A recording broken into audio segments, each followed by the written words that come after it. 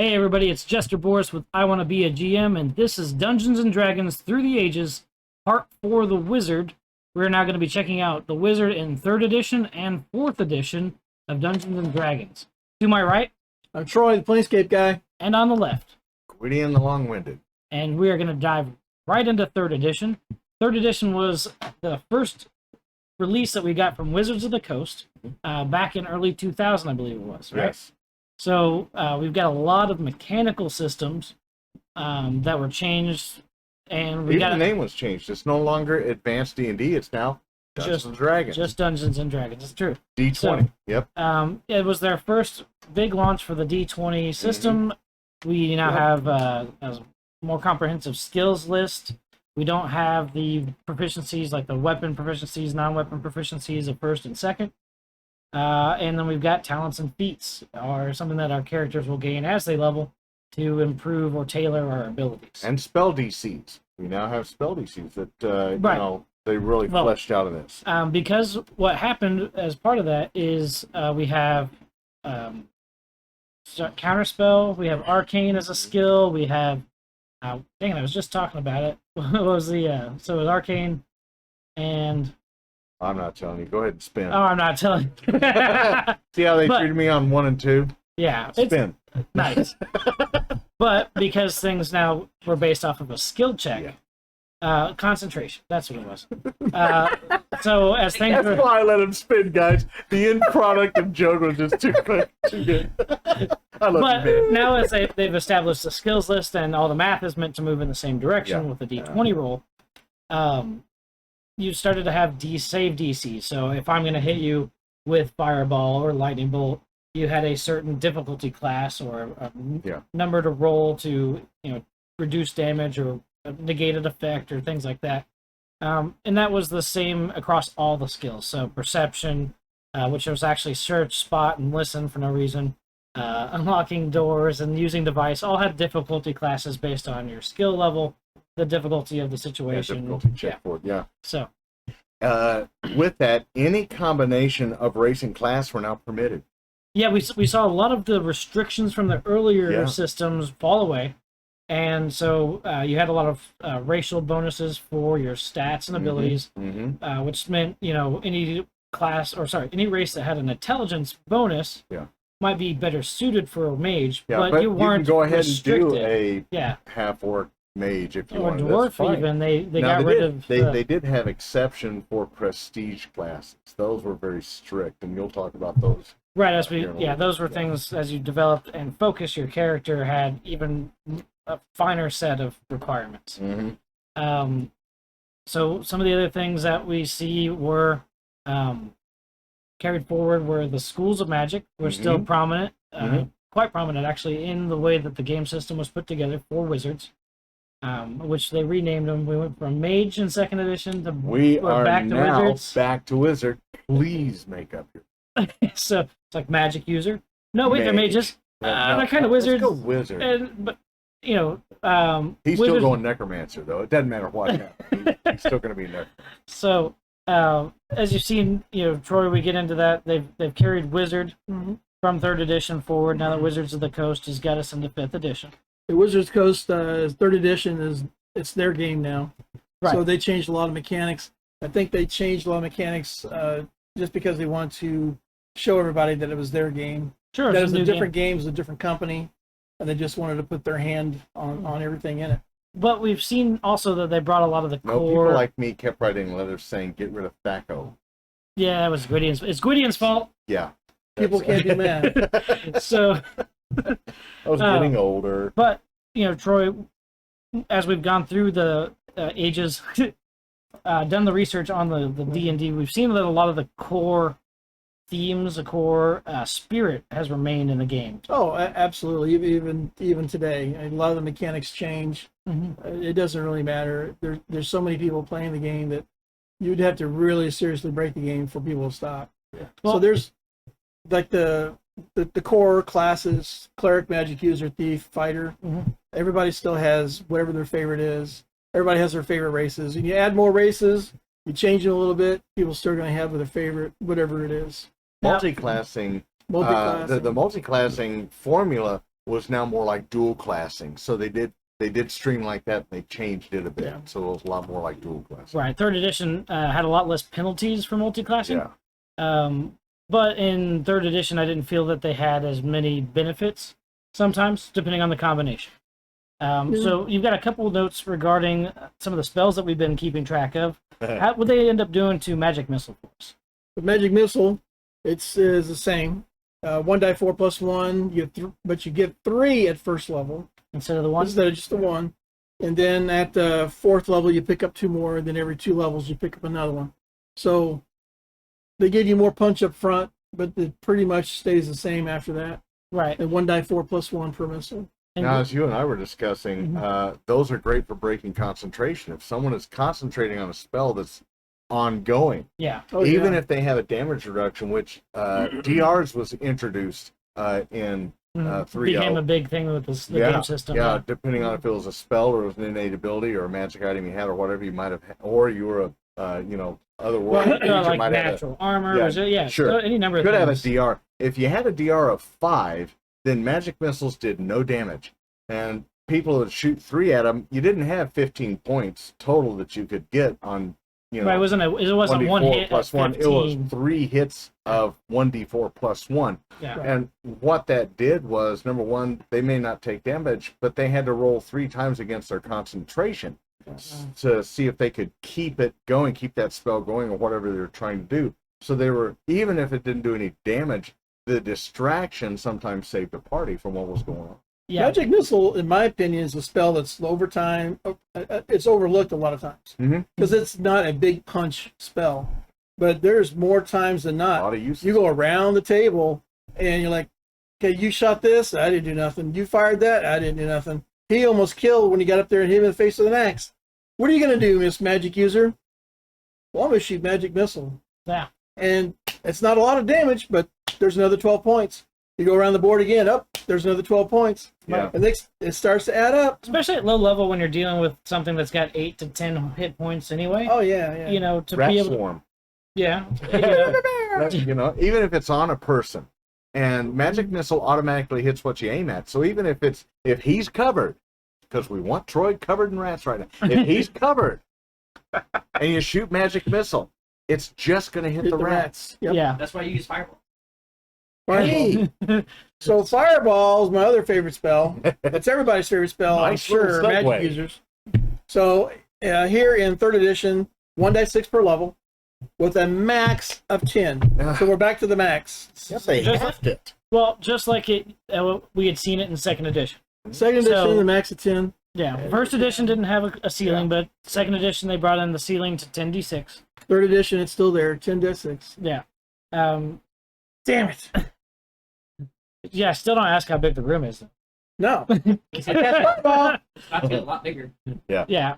Or a lot hotter. So that's the other thing, particularly dealing with the skills list as a player managing a wizard. I felt that I had more, like we got a bump in hit points. I think we got up to a D6 to start. Oh, I gotta check gotta the find map that on for that. me. Hang on here. Come on, What? you guys got Hang the on. books this time. Yeah, I do. So it's not the D4. Nope. There, work it. D4 was a wizard, including specialist wizards and sorcerer. So Yeah. 3 was still D4, dude. Well, never mind. So even worse then, What game are you That's playing? what. modified hit point rules because hit points. Right, that's your fault. Not my fault. I don't have dice 6 for Fire Magic user. No, I know, but you have a different method for calculating hit points. It doesn't kill your players. That's And true. that's the one we use. So homebrewed hit points a little bit. You know But what's great about this? We can edit this out later for YouTube. It's not no, gonna we happen. can't. It's not Yeah. Oh, it's not going to happen. We're just going to No. put it all in. Okay. Yeah, it's all Yeah. good. All right. So, but particularly with the counterspell mechanic, you have to you only get a handful of skill points when you level.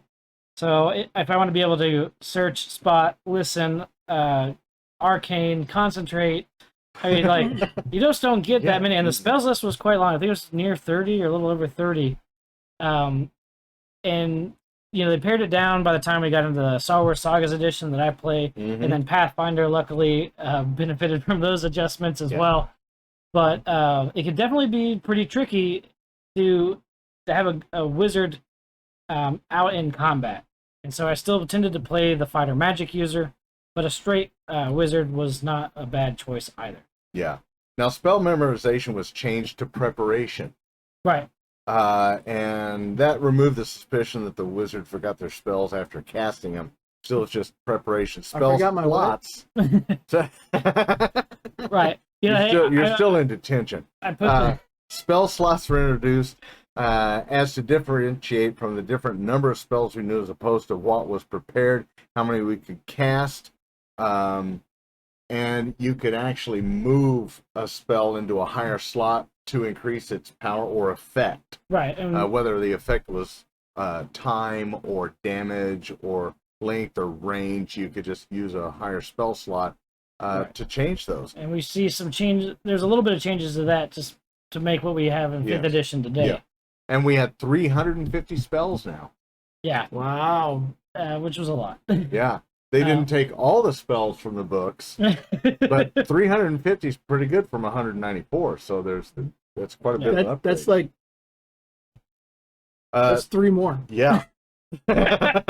One Spells had two, descriptives. mini. Yeah. Spells have Yeah. descriptives like fire and evil, and we were talking about this off camera. That can determine how a spell interacts with certain creatures and effects. Right, and, resistant to fire, and then Yeah. you have a fire effect, and now they've got half damage automatically, or, Yeah. or higher. You know, it's more difficult to affect them because their save DC is a bonus. and if you're specialized in this, you actually add power to it, so you're a little better at. Right. Fireball. Thank you.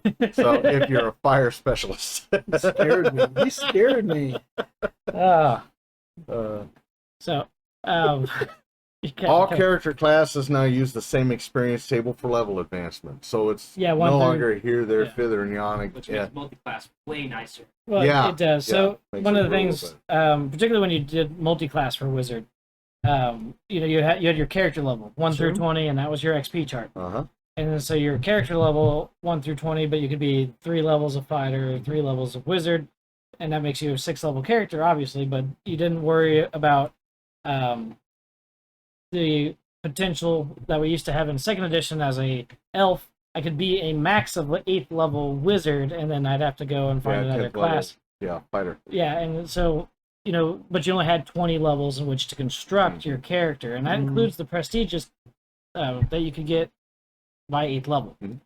So, you know, if you could go from like fighter to weapon master, or you do a fighter or magic user and get Eldritch Knight, and there's a lot of these things that expanded your player options, but also focused your character and differentiated each other from everybody else. Yeah, the prestige classes that came out was really nice to take your character to the next level of their play.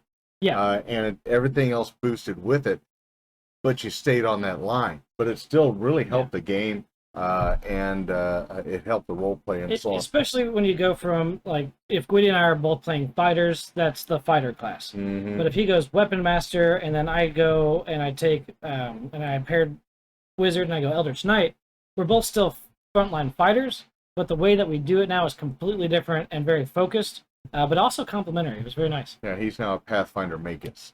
So You're just mad because I got there first. yeah, I know. All characters receive the maximum hit points at first level. So in the rules, they're nicer. So we got our total of 4 plus our Constitution modifier. And Constitution modifier. Yeah, most of the time it So was we're because now at this 3. point, So yeah. well, at this point, 8 was on -1, and Yeah. 8 was meant to represent the average person in the universe. Yeah. So when you go wizard, you were like, all right, you're doing point buy or you're doing the standard array. It was either charisma or constitution that you were dumping. Yeah. Yeah. Maybe strength. Strength wasn't a bad one, but Yeah. certain things as they developed, they didn't, to put balance into the game, they have a minimum requirement of 13 strength. Yeah. You're like, well, Some why? people I'm a require dex-based character. It's like, because Yeah. that's why. And you're like, son of a bitch. So you end up with some really interesting dump stats sometimes. Yeah. So, and then as you level up, you get a minimum of 1. He's just Yeah. not very healthy. So while we were now gaining feats and skills, monsters were too. Oh yeah, talents and feats. Yeah, became they were a doing thing. just like we were creature DRs, their damage reduction was introduced rather than the old. You need a plus 9 million weapon to hit this. Right. Now they were introducing DRs because things from other planes would come in and have a damage reduction of 5 naturally, and it's like, and you could hit them with that sword, do 6, a full D6, 1 point would work. Yeah, the Monsters Manual was really neat. That Wizards took advantage of all of the content that was released before, and gave you a really good mix of creatures in the standard Monster Manual. Then they also had Monster Manual 2. I think did they end up with 3? They ended up with a lot of books in this edition as well. But you'd start to see either resistances, damage reductions, monsters with the cleave ability, or multi-attack, and you're like, man. It was just new ways to kill us. Didn't they do 2 players handbooks? They did end up with as they started to expand player options. They ended up the canon. Yeah, so we got our standard. It was Player's Handbook, Dungeon Master Guide, Monster Manual, then Unearthed Arcana, and then a few other supplements like the Book of Exalted Deeds and all this stuff. There's a Monsters Manual 2. Then we got Player's Handbook to Monster Manual 2. So there was quite a lot when it came to Dungeons and Dragons 3rd edition, where there was a lot of people from 2nd that moved forward in the enthusiasm for the game. It was a very cool rule system, and as a player, I enjoyed the character customization. I could really hone in on a particular play style for my characters. And the fact that races and classes, you could mix anything more you or want. less limited. That opened up a whole new style of gameplay and role playing. But when they started to try to bring a lot of this forward, and then introduce the open game license in 2002, 2001, that allowed a lot of smaller publishers to go and license things like Ravenloft and reprint it for 3rd edition. And so we just started to see a lot of things come forward, which was nice to be able to have it in the updated rule system, because the mechanics of the system were so different. But at the same time, it meant that you ended up with stuff like Monster Manual 1 and 2, and that was all 3rd edition. And then they made some rules updates, and that's how we got 3.5. Yeah, So- 3.5. The thing I like about 3.5, the wizard and sorcerer hit dice are now at D6. There it is. Thank There it you. is. Yeah. That was in 3.5. Bards, no bards, and warlocks were getting a D8. Yeah, so because they were limited in their magic capacity, they were meant to be more... Honestly, they'll do anything to try and get somebody to play a bard. We'll give you D8. Sometimes. But yeah, Warlock was an interesting... It was something we had seen in some of the expansion stuff, the concept of a Warlock where you gain power from an extra planar deity or something like that. Yeah. But to bring it in as a core class was neat. They don't get as many spells. Their spells do hit pretty potently, even from the low levels. And then they'd get a slight bump to health to compensate for it. So there's a little bit of balancing. It was really neat. The way it panned out was wizards learned. They learned from books and stuff like that, and they learned from spells and reading and studying, and did the whole class, college class thing and the postgraduate. So they did that, got their masters, and kept going. A sorcerer, it was a bloodline. With sorcerers, it was a bloodline, and with warlocks, they basically sold their soul to somebody. Right, and it's fair to mention, Forgotten Realms was the de facto world setting that Wizards of the Coast went for. They said, when we write all of our material, we're going to place it in Forgotten Realms. We like that a little better than some of the other ones that are out there. And that's where you get these draconic bloodlines for sorcery and some of the other things, being that Forgotten Realms is this high fantasy, high magic set. Yeah. 375, which is what us fans like to call it, is Pathfinder. They introduced it during 3.5, but they incorporated and expanded so much more and gave us, what was it, 2-3 million more books? I can't remember how many. I think I've got them all on my shelf in like 7 houses or something. Well, no, 7 mortgages on the one house to pay for it all. Yeah, that's right, to pay for it all. It's my personal favorite. It's where I live, is Pathfinder 1. They came out with Pathfinder 2. I love you, Wizards of the Coast. No. I already have too much stuff. Well, I'll probably learn it to help others, because that's kind of what I want to be a GM is all about, is helping others. So, I'll learn it and try to help others to find the difference. But the wizard class, the sorcerer, they could use light and heavy crossbows. That's a pretty nice addition because that's always been restricted. Yeah, never-ending cantrips. There was really no need unless you found a really good one. But they, Firebolt. yeah, they was Firebolt introduced Sorcerer in cantrip? Pathfinder?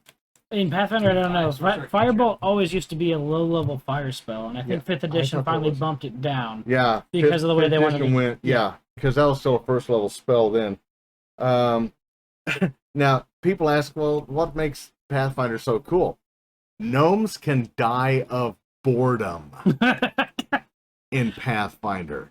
You don't find that anywhere else. It's called bleaching. If they're not out doing something new, doing something exciting, putting their life on the line, or getting a rush, an adrenaline rush once in a while, they start losing color. You know, like my hair. I'm not doing enough. Start me losing sad. color. Yeah, they can die of boredom. Well, some of the things systematically as 3rd edition aged, we did see a lot of mechanical changes that made a big difference.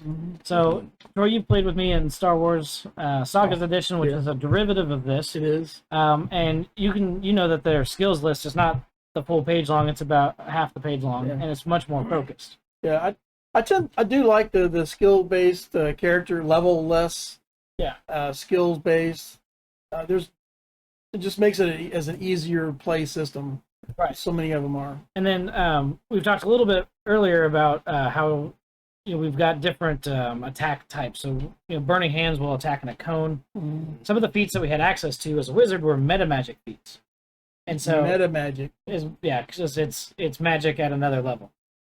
It's bending magic. It is, It's so- taking a spell and Right. using it in a Extending way its range, you want it. or you take Yeah. the sphere that's supposed to be fireball and you turn it into Fireball. Hit me, man. Turn into a column. right. You and turn it into a column. cone or a line, Right. like a Or lightning bolt. instead of hitting the whole Fire cone, snake. you create safe zones for your party members. Why would you want to do that? I don't know. I don't really So- understand. Sounds like a lot of work. It kind of is. Particularly when you have For the a GM. limited number of feats, but it was a way to tailor your character to get additional power. Okay, so with the meta magic, when I shape, that's individual and like on the spot. Like Yeah. one time I can shape fireball this way, another time I can shape fireball a different way. Exactly. Yeah, and it's Okay. It always costs you a spell slot, and it'll generally higher.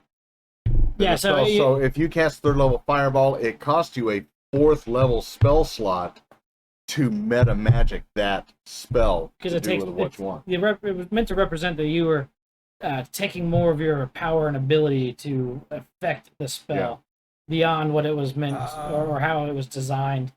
But that's just you being awesome with magic. What if I used an even higher spell slot? Could I do like really cool something with it? Potentially, some of the when you get into prestige classes, and then later they introduced epic levels. So, Let's go straight to epic. well, Player's Handbook, 3rd edition, 3.5, 1 to 20, like we saw in 2nd edition. Okay. Then epic levels are 21 to 40. Do it. So, you could be a level, Roll initiatives. Let's go. you could be a level, what would it be? It'd be a level 15 fighter, level 15 magic user, level 10 Eldritch Knight. So you'd be level 40, crazy, whatever. That's where 3.5 really got super broken. I Yeah. love it. So, where you have your dwarf weapon master with dual weapon fighting using scimitars that crit on a 12 to 20 that attack everybody in a radius, and Yeah, see, it's- Refer The back to whole- our fighter where Yeah. we talk about the Yeah. Dart Knight, not Oh. Dart, but DART Knight. yeah, that one Yeah. Knigget. So- Dart Knigget. how do you crit on a 12? because it was now the critical. It wasn't automatic in this system, so it was a critical threat. So if you roll a 20, you threaten a critical, and then you have to try to roll another 20, which the dice probability, as you know, is ridiculous. Well, But it's, if it's, you- half of 5%, or 2.5% Right. chance. And so if you threat on a 12 to 20, rolling another 12 to 20 is pretty easy. Yeah, that's the confirmed critical. So what he's talking Yeah. about on the 12 is there were things like a rapier that had 18 to 20 as a critical threat. Well, when you add keen to that, it takes it Yeah. up another level, So you which have would be magic 15, effects and all. 15 to 20. If you added meta magic to that, you could go another level and go 12 to 20 was a crit range with this particular weapon, maybe just in that turn. And then weapon proficiencies on top Weapon of that. proficiency Right, on so, top of that would be all the time. You go from a ×2 crit to a ×3 crit. Well, Yeah. so area effect couldn't crit, but direct spell damage Yeah. could on certain skills, certain And spells. your Wait, dagger, I and can your crit dagger. with a spell. Yes. So Yes. How do you do that? well, because Rolling well. they all were considered to crit on a 20 unless you had feats that adjusted it. But anything that you had to aim, make an attack roll with. Ah, So I roll Firebolt. I have to roll an attack roll against your armor class, and Right. if I roll a natural 20, I can potentially critical you with Firebolt. And it would double the damage. so what happens if I roll a 1 and fumble? Do I take the damage? No, typically they just have you lose the spell or lose your turn. There weren't a lot. Oh. Yeah, there wasn't a whole lot on the fumble side in terms of the game mechanics. Because I did that Until recently. such time as Pathfinder came out with the fumbled deck. Yeah, Pathfinder I did some did that cool stuff. recently, where the guy rolled a 1 with Firebolt. I said, "You missed." It goes right past him and hits the wall. Yeah. And he was mad. I remember this conversation. He was quite cross that he'd missed. It's like, well, But you rolled a 1. yeah, there's Yeah. not You're any. lucky it didn't explode in your hand. I've told people on a 1, the spell didn't go off. You screwed up. You didn't. You know something was wrong with the materials. Your semantics weren't quite right. Right. You In the sneezed moment, in the middle yeah. of the verbal, so you don't lose your spell. But it didn't go off. And I've had a lot better of a response from people Right. on a 1 with that than you lose your spell, it hits the wall and Right. misses. Yeah, There's I think we need to address that in the paper. We need to come Right. up with something because spells that Yeah. require a 2 hit. Yeah. 20 is a critical, 1 is a fumble. Because as I hear the new system coming out, that's a big deal. Yeah, there's going to be some interesting things coming out with one So- D&D. Now the rules, the playtest rules are released in a vacuum. It's hard to completely evaluate the system. True. Yeah. But some of the things that are coming out definitely raise some questions as far as the dominoes that follow. You're like, if Yeah. this is what that's going to be, what about? Right. And so you try to just figure it all out. So it'll definitely be something to keep an eye on as we look forward to the future of Dungeons and Dragons. I think somebody need to put our heads together and come out with something. We'll get it all done. So Where we at? In Pathfinder, 8 schools of magic to choose from, or you could be an elementalist or a universalist. interesting. Elementalist Yeah. was somebody that just dealt with elements, the elements, wind, Universalist. fire, and so on like that. That's the church that has a rainbow flag. Yes, it is. Universalist, and that got in trouble, and everybody's in jail right now. Universalist, you can just pick anything, so you're not specializing in anything or not using a school. But You you're can not pick and limited. choose Yeah. what you want, and that became really popular. Elements chooses power to wield, which is air, earth, fire, water. But like the arcane specialist, focusing on one element at the cost of being able to not being able to wield another, that we were talking about earlier. Right. So Any arcane discipline without limitations, known as universalist. They did not gain the powers of the specialist. So Right. if they went up against somebody with the same spell against a specialist, they'd sorely lose. Bonding with a familiar or object enhances their arcane abilities. Hey, when you say in Pathfinder. bond with a familiar, With an now, object. now wait. It's okay It's to love your familiar. It's It's not okay to love your familiar. I thought you were So- talking about the spray can. Yeah. yeah, you guys aren't allowed to Instant talk bond. anymore. So now it's a long list of stuff we don't have time for here. So anyway, that's there's a lot to Pathfinder. There's a lot of books. There's a lot of options, but it basically uses 3.5. Right, it says the Expand core on it. and Yeah, it's the builds core into it. and builds on from that. So we done with that and going to 4? Yeah, I'm getting ready to Just pull four? up Wizard for 4th edition. Now, 4th edition is one of those things that's really quite odd. It was meant to sort of shoehorn with the miniatures game that was put together, a separate game. Yeah. But they wanted to be able to take that game and have a role play aspect to it. And we see a lot of mechanical breaks where this is just. There's a lot of things that are borrowed from, but are not the same as. It didn't feel like D&D. but it does work for their board games. Wrath of the Chardalon, The Legend of Drix, all the board games using 4th edition rules. They're fantastic. They're fun. Go out, buy them, they and play play them. pretty quickly. Yeah, They do great. So check your local game stores for those. They are a good time. Now, the hit points in 4E.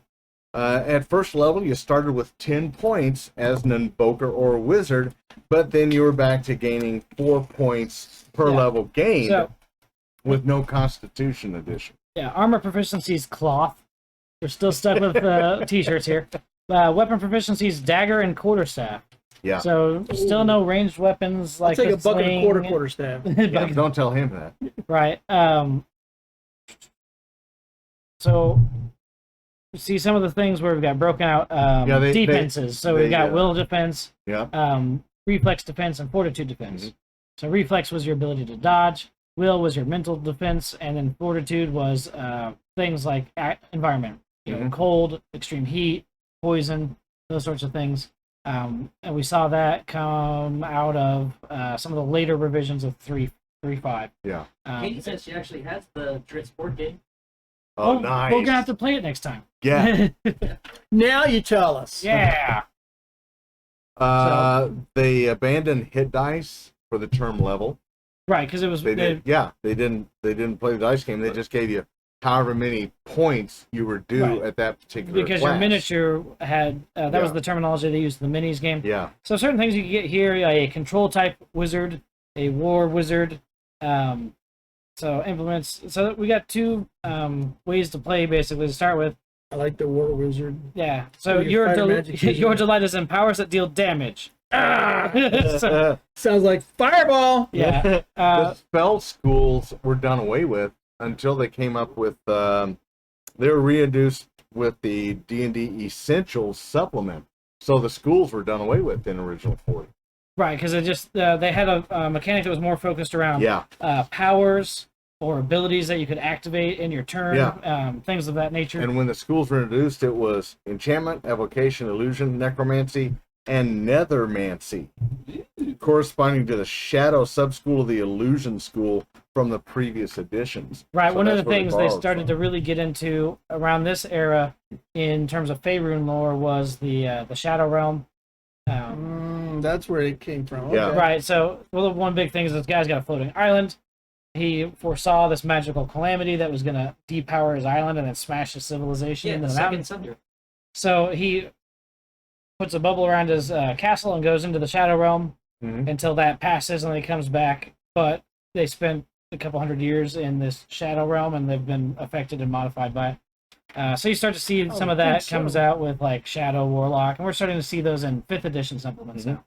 The spells of other classical schools are present in the form of utility spells, like True Seeing being available, but not being specifically named a divination spell, or spell descriptors like Conjuration, Summoning, and so on like that. Because you had an at-will power, you had a daily power, you had a utility power, and you had an encounter power or spell. Right. As it was.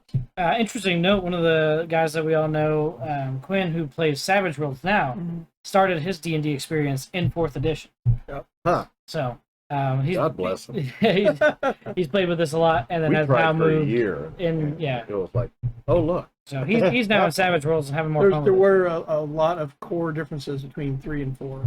Yeah, and particularly where this has focused on more of a board game or war game style with the miniatures companion.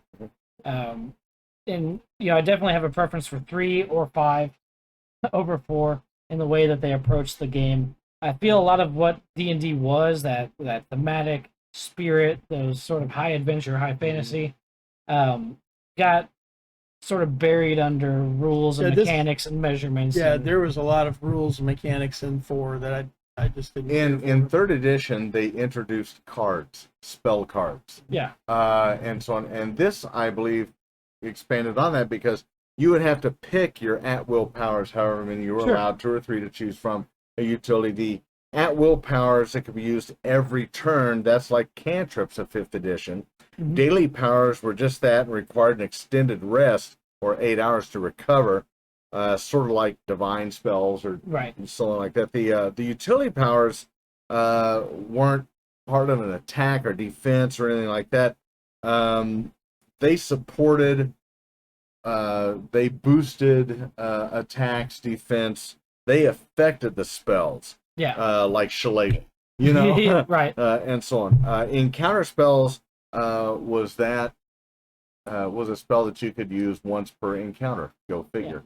Now, some of these are still worth borrowing forward, even though the game mechanics are different. Yes. Like this one here, Cloud of Daggers. That sounds awesome. The power's area is filled with sharp daggers of force, and a creature that enters the area or starts its turn there takes force damage equal to your wisdom modifier. Blade barrier. So it's a smaller blade bearer. Yeah. But we still have magic missile here, and it's a 2d4 plus your intelligence modifier. So get your intelligence modifiers would come in. So 8 to 9 was -1, 10 to 11 was 0, 12 and 13 was +1, and so on up the chart as we know them now, all the way into 5th edition. So 2d4, and then if your intelligence was 12, you'd get a +1, and blah blah blah blah. Yeah. You increase the damage to 4d4 plus your intelligence modifier at 21st level. So ranged basic attack. A power allows you to make a ranged basic attack. You can use this power. For those of you on drugs, run this disc backwards to understand that last statement. Damage to 4d4. Yeah, at 21st level. At 21st level? So do I ever have a 3d4? Doesn't seem so by this descriptor. Hard to say. So 20. So for Holy 20 crap. levels, For 20 levels. Typo. yeah. How did I miss that? Oh, hold on a second. That's what it says. Nope. Okay. What do Okay. we know? Well, for a second there, Fireball. I thought they have flaming sphere, and I thought I was like, did they rename No, fireball? that's like a druid spell or something. Right. Well, Or used to be. you conjure a medium flaming sphere in an unoccupied square. The sphere attacks an adjacent creature. Yeah. So the sphere makes attacks. Versus fireball over here, we're at 3d6 plus your intelligence modifier. So we kind of take a hit here in the initial damage. Yeah. And then miss for half damage because you affect an area. Wait a minute. That's all? 3d6? Plus your intelligence modifier. Yeah. Anything in 21st level? Nope. Oh. So magic missile gets a bump of I fireball. want to go back to first edition. No max. No cap. 20d6. Yeah. So Explode things, my friend. definitely see some adjustments to the way that spells were done. But I imagine with the way that the system's written, if you have 10 HP as a wizard, I don't imagine that your bad guys or other opponents are going to have much else. Yeah, they do. They always do. Right, but Haven't you seen the movie? not the 4th edition movie. Okay. So, You said something? I was saying like, oh, the lich lives in the tower on that mountain over there, blows up the mountain. yeah, that's what, I mean, That's right. ODD. So, Each class heading, they had some suggestions for the builds. yeah, they, under the class headings, including their opinion on so- the best race to use and why. And I don't know. Personally, I don't see how Dragonborn under any circumstance could be the best decision for a bard. But there it was on page 6. So Dragonborn, in my humble opinion, make halfway decent fighters and halfway decent thieves. sure. But other than that, I have a hard time. magic, they Particularly make a when- nice sorcerer. Dragonborn sorcerer, dude. Well, no, Sorcerer. Yeah. So, for the stats, in 5th edition, Dragonborn Sorcerer is great. Yeah. When you consider sort of the genesis of that out of Kryn, which was Dragonlance, or Eberron, which Yeah. was its own thing, Dragonborn or Dragonborn type creatures or player characters of that were definitely far more limited and far more outcast than what we see them now. So it's just one of the things to keep in mind where the theme is a little different. It's a little less It's restrictive. a lot different, because Right, first and second edition, we hunted them for sport. because you had Dragonlance Yeah. and Kryn, and Yes. so they were an abomination Yes. listed as such. So it's just different, but Barbarians would hunt them with their bare hands to prove themselves for their manhood. right. Mhm. Yeah.